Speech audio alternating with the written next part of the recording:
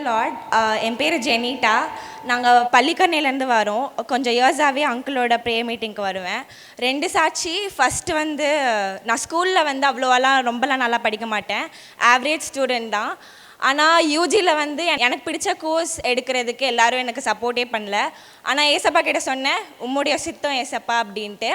அதே மாதிரி ஒரு வாட்டியும் நான் ப்ரே பண்ணும் போது எனக்கு நிறைய விஷயம் நடந்திருக்கு. சின்ன சின்ன விஷயம் எப்படி நம்ம ப்ரேயர் பிலீவ் பண்ணால் நடக்கும் அப்படின்னு அங்கிள் சொல்லுவாங்களோ அதே மாதிரி சின்ன சின்ன விஷயம் நிறைய நடந்திருக்கு. யூஜி படித்து வெளில வரும்போது ஒரு நல்ல ஸ்டூடெண்ட்டாக எல்லா டீச்சர்ஸும் என்னை அப்ரிஷியேட் பண்ணுற மாதிரி நான் வெளில வந்தேன், எங்கள் அப்பா அம்மாவுக்கு நல்ல பேர் எடுத்து கொடுத்து. அதே மாதிரி பிஜியில் வந்து ஒரு நல்ல காலேஜ் கிடைக்கணும் அப்படின்னு ப்ரே பண்ணேன். என்னோடய ட்ரீம் காலேஜ் வந்து கிரைஸ்ட் யூனிவர்சிட்டி பெங்களூரில் இருந்தது, அதுவும் மெயின் யூனிவர்சிட்டி கேம்பஸ் அப்படின்னு சொல்லி ப்ரே பண்ணேன். கிடைக்காது கண்டிப்பாக, ஏன்னா நம்மளாம் தகுதியே இல்லை அப்படின்னு நினச்சேன். அங்கிள்கிட்ட இங்கே மே மந்த் வந்து ப்ரே பண்ணும்போது உன்னை ஷைனிங் ஸ்டாராக கர்த்தர் பிரகாசிக்க பண்ணுவார் அப்படின்னு சொன்னாங்க. இன்டர்வியூ அன்னைக்கு என்னால் ஒரு வார்த்தை கூட பேச முடியல. ப்ரேயர் கால் பண்ணிவிட்டு நான் வந்து இன்டர்வியூ அப்படின்னு சொல்லக்கூட என்னால் முடியல, அவ்வளோ பயந்தேன் நான். அப்போ இன்டர்வியூ என்னமாச்சு அப்படின்னு சொல்லும் போது இன்டர்வியூ அப்படின்னு சொல்லும் போது அவங்களே ப்ரே பண்ணாங்க, இந்த மாதிரி உன்னை நம்பாத, உன் கர்த்தரை நம்பு, உன்னோட இன்டர்வியூ யார் எடுக்கிறாங்களோ அவங்களோட கண்களில் வந்து தயவு இருக்கும் அப்படின்னு சொன்னாங்க.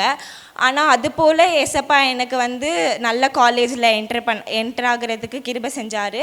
அதே மாதிரி இப்போது காலேஜில் என்டர் ஆகிட்டு எல்லோரும் சொன்னாங்க பெங்களூர் எப்படி போய் படிப்பேன் அப்படிலாம் சொல்லிட்டு இருந்தாங்க. ப்ரே பண்ணும்போது அங்கிள் மூலியமாக காலையில் நான் மே மந்த்லேருந்து 5 minutes டெய்லி காலையில் அந்த வீடியோஸ் வரும், அது பார்க்கும்போது உனக்கு என்ன பிடிச்சிருக்கோ அது பண்ணு, மித்ததெல்லாம் கர்த்தர்கிட்ட கொடு, அவரை பார்த்து பாருன்னு சொன்னாங்க. இன்றைக்கு வரைக்கும் என்னை வந்து அங்கே வந்து நிறையா ஃபீவர்ஸ், நிறைய பேர் ஹெல்த்தியாக இல்லாமல் இருக்காங்க. இன்றைக்கு வரைக்கும் என்னை வந்து கர்த்தர் வந்து ஹெல்த்தியாக நல்லா அங்கே வச்சுருக்காங்க. கர்த்தருடைய ஹல்லேலூயா. கர்த்தருக்கு ஸ்தோத்திரம். நான் ஏற்கனவே இங்கே சாட்சி சொல்லியிருக்கேன். எனக்கு செய்வின பிரச்சனையால் என்னுடைய முதல் குழந்தை இறந்து 4 வருஷம் ஆகுது. ஏப்ரல் மாதம் நான் வந்திருந்தேன். அப்போ அங்கிள் எனக்கு ப்ரேயர் பண்ணாங்க. இந்த கர்ப்பத்தின் கணிக்கை எல்லாத்துக்கும் ப்ரேயர் பண்ணுவாங்க. அப்போல்லாம் நான் அமைதியாக தான் உட்காந்துருப்பேன். இந்த கர்ப்பத்தின் கணிக்காக ப்ரேயர் பண்ணுவாங்க.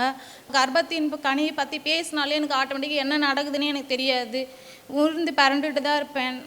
ஏப்ரல் மாதம் வந்தேன், ரொம்ப முடியல, விடுதலை கிடைச்சியும் 4 மாதம் நல்லா இருந்தேன். திருப்பும் வந்துட்டு ஏப்ரல் மாதம் ரொம்ப முடியாமல் ஆயிடுச்சு.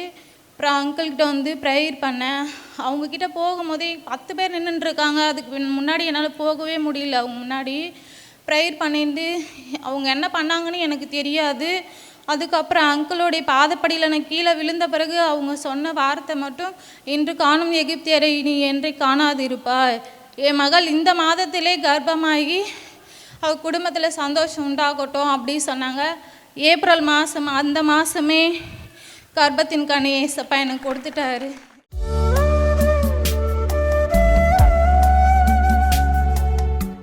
கிறிஸ்துவுக்குள் மிகவும் பிரியமான எனதருமை சகோதர சகோதரிகளே, நம்மை சிருஷ்டித்தவரும் நம்மை உண்டாக்கினவரும் நம்மை ஒருபோதும் மறந்து போகாதவருமாகிய இயேசு கிறிஸ்துவின் இணையற்ற நாமத்தினாலே உங்கள் எல்லாரையும் வாழ்த்தி ஆசீர்வதிக்கிறேன். அல்லேலூயா.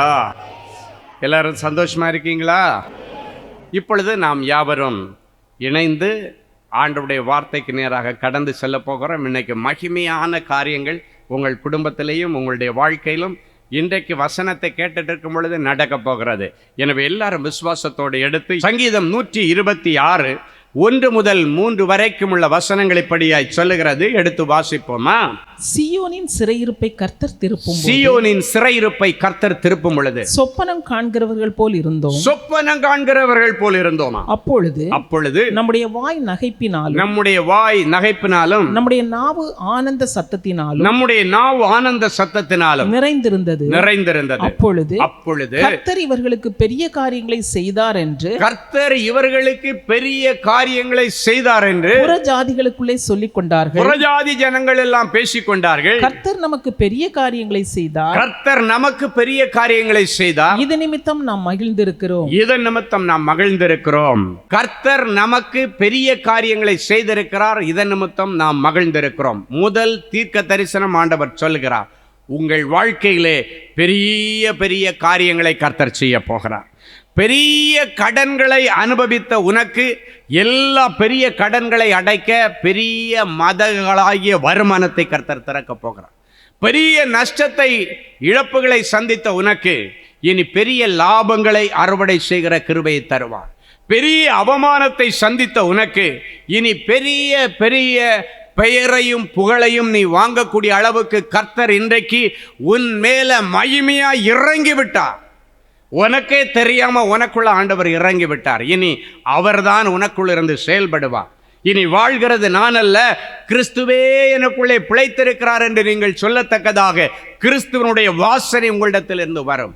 கிறிஸ்துவனுடைய செயல்பாடு உங்களிடத்திலிருந்து வரும். அப்பொழுது என்ன நடக்கும்? சிறையிருப்புகள் மாறும். இந்த வசனம் சொல்லுகிறது, சீயோனின் சிறையிருப்பை கர்த்தர் திருப்பும் பொழுது சொப்பனம் காண்கிறவர்களைப் போல இருந்தோம். இன்றைக்கு உன்னுடைய சிறையிருப்புகளை கர்த்தர் சொப்பனம் காண்டு விழிக்கிறதுக்குள்ளால அதையெல்லாம் கலைந்து போகிறது போல உன்னுடைய சிறையிருப்புகளை கலைந்து போக பண்ணுவார். ஒருவேளை உண்மையிலேயே உன் பிள்ளை ஏதோ தப்பு பண்ணி ஜெயிலில் இருக்கலாம், அந்த சிறையிருப்பை கர்த்தர் மாற்றுவார். ஒருவேளை மாந்திரீக கட்டுகள் என்கிற சிறையிருப்பில் நீ இருக்கலாம், செய்வினை கட்டுகள் என்கிற சிறையிருப்பில் இருந்து கொண்டு உன்னுடைய ஆசீர்வாதங்களை எல்லாம் நீ துரைத்து கொண்டிருக்கலாம். கடன் என்கிற சிறையிருப்பில் இருக்கலாம், வியாதி என்கிற சிறையிருப்பில் இருக்கலாம். இன்றைக்கு அந்த சிறையிருப்பில் இருந்து உன்னை வெளியே கொண்டு வருவதற்கு ஆண்டவர் பல மணி நேரமோ பல நாட்களையோ எடுப்பதில்லை. இந்த வசனம் சொல்லுகிறது, சீயோனின் சிறையிருப்பை கர்த்தர் திருப்பும் பொழுது சொப்பனம் காண்கிறவர்கள் போல இருப்போமா. சொப்பனம்னா மணிக்கூர் கணக்காக ஓடாது. மணிக்கூர் கணக்காக ஓடனா அது சீரியல்னு சொல்லுவாங்க. சொப்பனம் வந்து some seconds or some minutes, மிஞ்சி போனால் 5 நிமிஷம் ஓடிச்சுன்னா பெரிய ரீல் தான் அந்த சொப்பனம். 5 நிமிஷம் ஓடுறது பெரிய விஷயம். அப்போ பாருங்க, சொப்பனம்னாலே டக்குன்னு போயிடும், உடனே கண் விழித்து விடுவான். தூங்குகிற நேரத்தில் சொப்பனம் வந்தால் டக்குன்னு முழிச்சிருவான். அதே போல அந்த தூக்கம் கலைந்து போய்விடும். சொப்பனம் பார்த்துனா தூக்கம் கலைந்து போய்விடும். அதன் பிறகு அவன் மறுபடியும் தூங்க போக வேண்டும். அதே போல இன்றைக்கு உன்னுடைய சிறையிருப்புகளை கர்த்தர் திருப்பும் பொழுது உன்னுடைய சிறையிருப்புகள் கலைந்து எப்படி போகுமாம்? சொப்பனம் காண்கிறவர்களைப் போல அந்த சிறையிருப்பு இன்றைக்கு கலைந்து போகும். அப்படியே மேகங்கள் கலைந்து போகிறதை நீங்கள் பார்த்திருக்கிறீர்கள். அதே போல உடைய சொப்பனங்கள் கலைந்து போகும். உனக்கு விரோதமாய் செய்யப்பட்ட மாந்திரிக வல்லமைகளை கர்த்தர் கலைத்து போடுகிறார், அதை சிதைத்து போடுகிறார். இயேசுவின் இரத்தத்தை அதன் மேலே ஊற்றுகிறார். அது எந்த இடத்துல வச்சு அவங்க மந்திரவாதம் பண்ணினாலும் சரி, எத்தனை பேர் கூடி சேர்ந்து பண்ணினாலும் சரி, அவைகள் ஒன்றும் இனி உன்னை சேதப்படுத்துவதில்லை.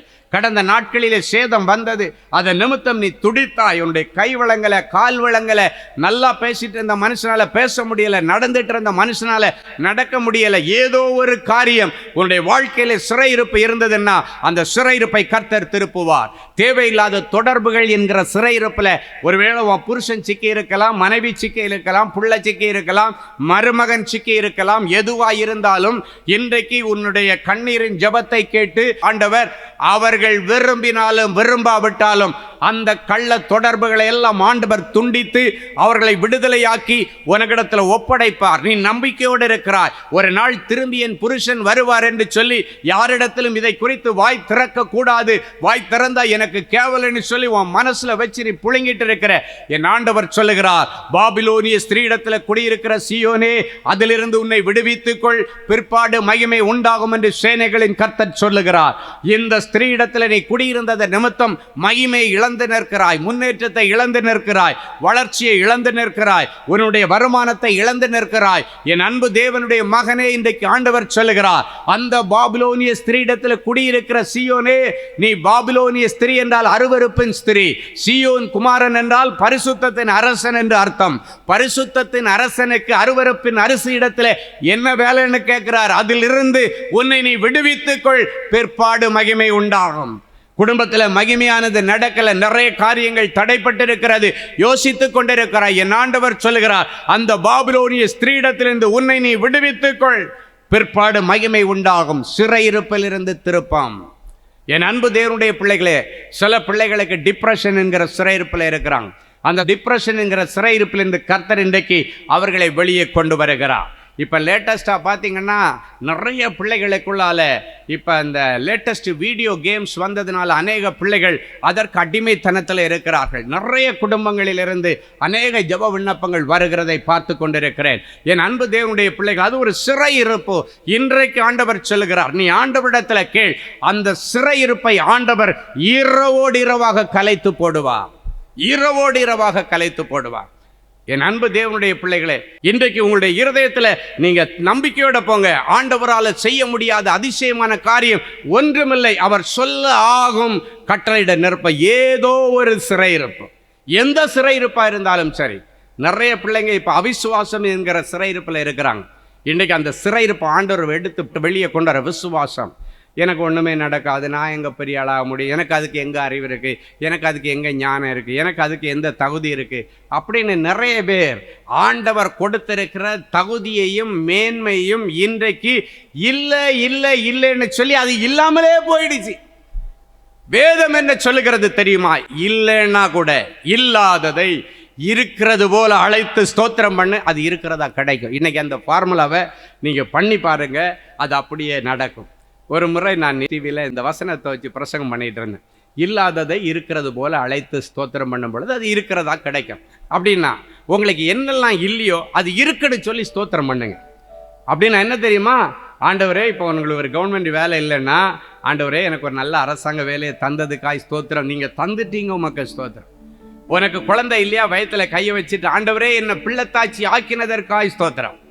குடிகாட புருஷனுக்காக நீண்டி ஜெபிக்கும் பொழுது ஆண்டவரே என்னுடைய புருஷனை ஒரு நல்ல பொறுப்புள்ள புருஷனாய் மாற்றி தந்ததற்காய் ஸ்தோத்திரம். தந்துட்டீங்கன்னு சொல்லுங்க. தாரும் என்று கேட்பது ஜெபம், தந்துட்டீங்கன்னு சொல்லுகிறது ஜெபத்திற்கு பதில். நல்ல மறுபடியும் கேளுங்க, தாரும் என்று கேட்பது ஜெபம், நீ தந்ததற்காய் ஸ்தோத்திரம் என்று சொல்லுவது ஜெபத்திற்கு பதில். இது ஆண்டவர் எழுதி வைத்திருக்கிற ஒரு டெக்னிக். இதை சொல்லி பாருங்க, அற்புதம் நடக்கும். அப்ப நான் இதை சொல்லி யார் யாருக்கு என்ன வேணுமோ இதுக்கு மேல ஆண்டவர் இதை தாங்கன்னு கேட்காதீங்க. தந்ததற்காய் ஸ்தோத்திரம். தந்துட்டீங்கப்பா அப்படின்னா நான் ரிசீவ் பண்ணிட்டேன் அப்படின்னாச்சுன்னா விசுவாசமுள்ள ஜெபம். ஆண்டவர் கொடுத்துட்டாரு, கேட்ட உடனே கொடுத்துட்டாருங்கிற நம்பிக்கை, அந்த விசுவாசம். அது முடிச்சு அதுக்கப்புறம் அடுத்த வாரத்துல இருந்து பார்த்தா எக்கச்சக்கமான சாட்சி. அந்த டைம்ல தான் ஒரு முறை நான் கத்தார் தேசத்துக்கு ஊழியத்துக்கு போயிருக்கிறேன்.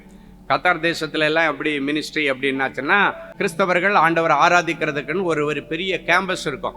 அங்கே நிறைய சர்ச்சஸ் கொடுத்துருப்பாங்க. காலையில் 8லேருந்து 9 மணி வரைக்கும் இவங்களுக்கு, 9லேருந்து 10 வரைக்கும் இவங்களுக்கு அப்படின்னு அரசாங்கம் ஒதுக்குற இடம். நீங்கள் எல்லா இடத்துலையும் போய் அங்கே இங்கே மாதிரியெல்லாம் சர்ச் பார்க்க முடியாது. அதுக்குன்னு ஒதுக்கப்பட்ட இடத்துல ஒரு 40-50 சர்ச்சஸ் அப்படியே ஒரே இடத்துல இருக்கும். அதில் 50 சர்ச்சஸில் 500 சர்ச்சஸ் ஆராதனை நடக்கும். எப்படின்னா டைம் ஷிஃப்ட் மாதிரி. இத்தனை மணிக்கு இவங்க முடிச்சுட்டு அவங்க கீபோர்டெல்லாம் கலட்டிட்டு அவங்கவுங்க கேபிள் மைக் எல்லாத்தையும் கழட்டிட்டு அவங்க போயிடுவாங்க. அடுத்தவங்க கொண்டு வருவாங்க, அப்படியே எல்லாத்தையும் கனெக்ட் பண்ணிட்டு திருப்பி அவங்க ஆராதனை நடத்துவாங்க. முடிச்ச உடனே இவங்க கழட்டிட்டு போவாங்க, அடுத்தவங்க. இப்படி தான் அங்கே நடக்கும். அப்போ நான் போன அந்த சர்ச்சில் பிரசங்கம் பண்ணிட்டு நான் வெளியே வர்றேன். அப்போ அடுத்த ஷிஃப்ட்டுக்கு ஒரு ஃபேமிலி வராங்க, நிறைய பேர் வராங்க. அதில் ஒரு ஃபேமிலி வர்றாங்க. என்ன பார்த்த உடனே ஓடி வந்து ஒரே சந்தோஷம் அவங்களுக்கு.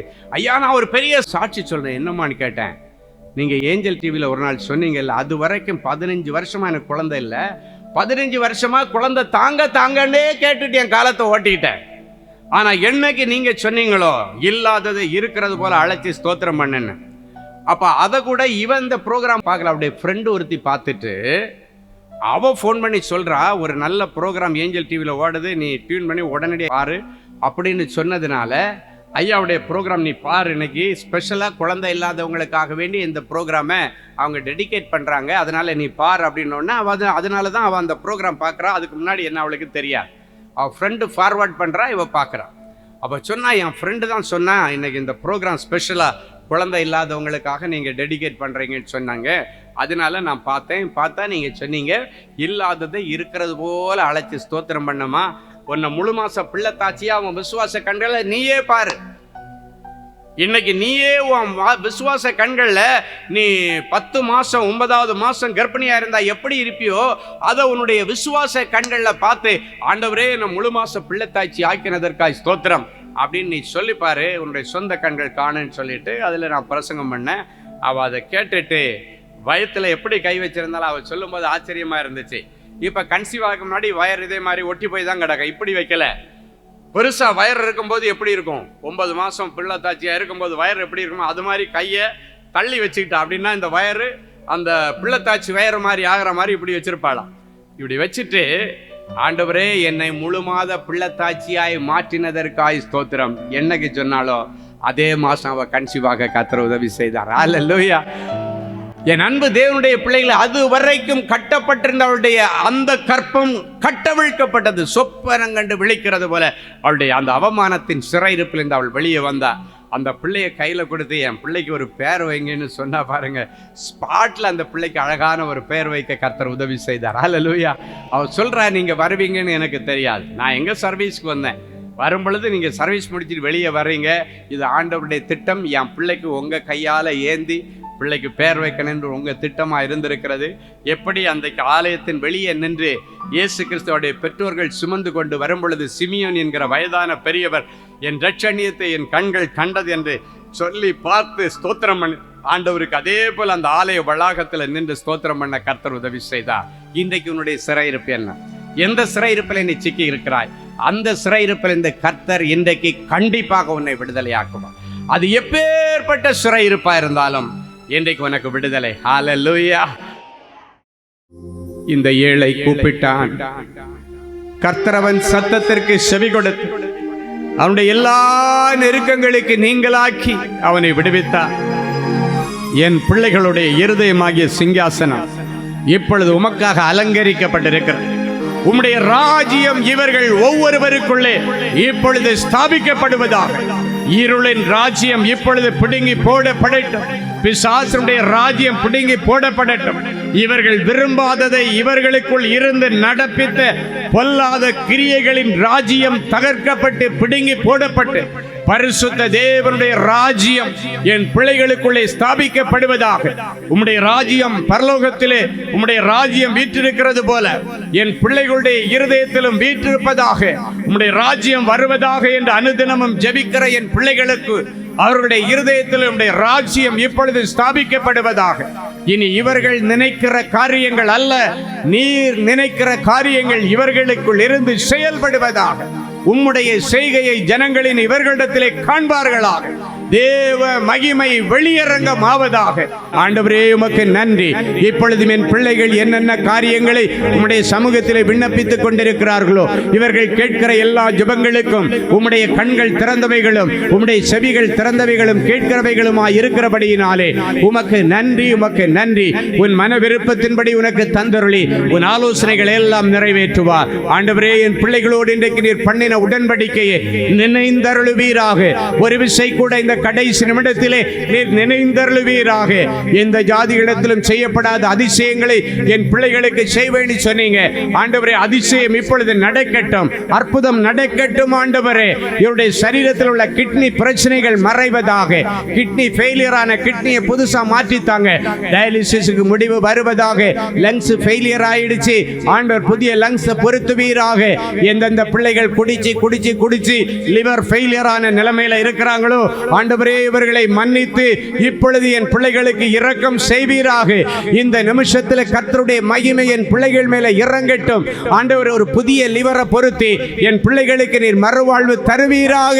மறுபடியும் என் பிள்ளைகள் உற்சாகமாக ஓட நடக்க கர்த்தர் பலன் தருவீராக. என் பிள்ளைகளுடைய லிவரை புதுதா மாற்றினதற்காய் உமக்கு நன்றி. காரிய மாறுதலாய் முடியும் என்று சொன்ன ஆண்டவர் கோர்ட்டு கேஸ்ல உனக்கு சாதகமாக பதில் வரும். மெடிக்கல் ரிப்போர்ட்ல உனக்கு சாதகமாக பதில் வரும். எதிலே எல்லாம் சாதகமான பதில் எதிர்பார்த்து கொண்டிருக்கிறாயோ அடுத்த அரசாங்க தேர்வு எழுதின ரிசல்ட்ல சாதகமாக உனக்கு பதில் வரும். நீட்ல உனக்கு சாதகமான பதில் வரும். ஆண்டவர் சாதகமான காரியங்களை செய்கிறவர். எதிர்மறையாயிருந்த சூழ்நிலைகளை மாற்றி சாதக காற்று உண்மையிலே வீசுகிறது. இயேசுவின் மூலம் பிதாவே, ஆமென், ஆமென். கிறிஸ்துவுக்குள் அன்பானவர்களே, ஆண்டவராகிய இயேசு கிறிஸ்துவின் இனிய நாமத்தில் அன்பின் வாழ்த்துக்கள்.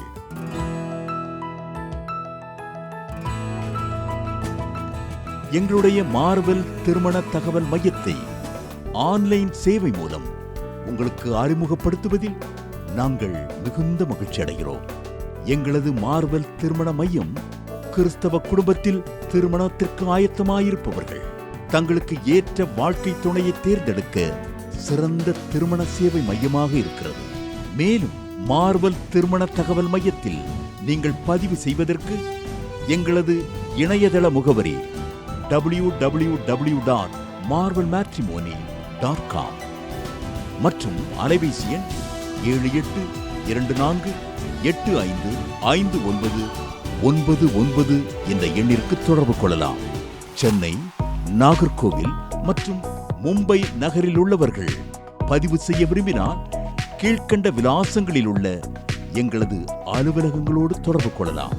தேவனின் அன்பு ஊழியங்கள் எண் 14 ராமலிங்க நகர், OMR ரோட், SRP டூல்ஸ் அருகில், கொட்டிவாக்கம், சென்னை 41. Email info@marvelmatrimony.com. ஆண்டவர்தாமே உங்களை அளவில்லாமல் ஆசீர்வதிப்பாராக. ஜெனசிஸ் கிரியேஷன்ஸ் மீடியா அகாடமி நடத்தும் சம்மர் பிரேக் ஸ்கில் மேக். பள்ளி பயிலும் மாணவ மாணவியருக்கு ஒரு அரிய வாய்ப்பு. இந்த வருடம் ஏப்ரல் மற்றும் மே கோடை விடுமுறை முன்னிட்டு எங்களது ஜெனசிஸ் கிரியேஷன்ஸ் மீடியா அகாடமியின் மூலம் குறைந்த கட்டணத்தில் 7 தினங்களில் photography, videography, Photoshop, video editing ஆகிய தொழிற்கல்விகளை மிக சிறந்த முறையில் பயிற்றுவிக்க நாங்கள் திட்டமிட்டு உள்ளோம். மேலும் விவரங்களுக்கு எங்களது ஜெனசிஸ் கிரியேஷன்ஸ் மீடியா அகாடமியின் தகவல் தொடர்பு மையத்தை இன்றே தொடர்பு கொள்ளுங்கள்.